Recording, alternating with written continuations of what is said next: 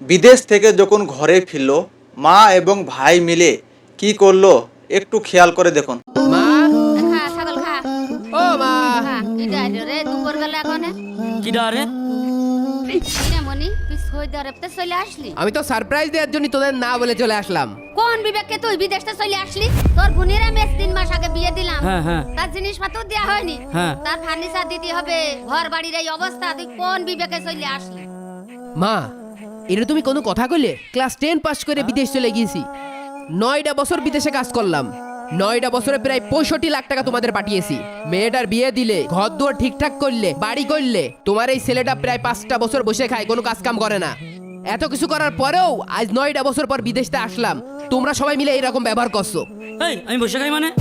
এই থাম, এই চল ঘরে চল, এই দে তোর ব্যাগ দে আমার কাছে, চল ঘরে চল।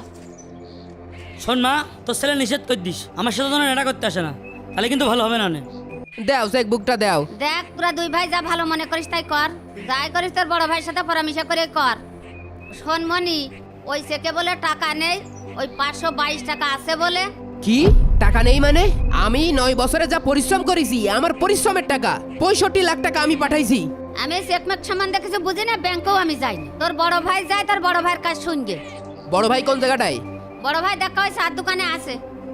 আমি বিদেশে 60 ডিগ্রি সেলসিয়াস তাপমাত্রার ভিতরে কাজ করি, আর ও আমার টাকায় মজমা মারে। হ্যাঁ, আমার টাকায় আড্ডা মেরে বেড়াই, ও দেখছি আমি।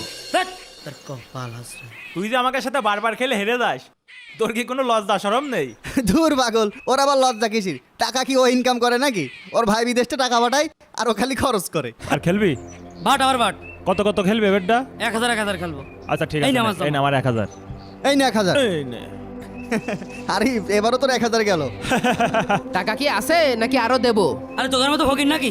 বাহ বাহ বাহ, আমি এদিকে দিন রাত পরিশ্রম করছি, আর আমার বড় ভাই সেই টাকা বড় ভাই জুয়া খেলে উড়োচ্ছে। বাহ, কি সুন্দর। কি রে আকিব, তুই এখানে, তুই বাড়ি যে রেস্ট না করে?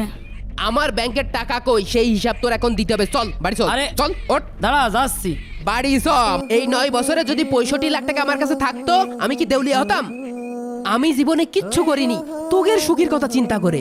আজকে তোরা আমার টাকা পয়সা নিয়ে আমার পথে বসাই দিলি। আমি আজকে দেশে আসলাম কি জন্য?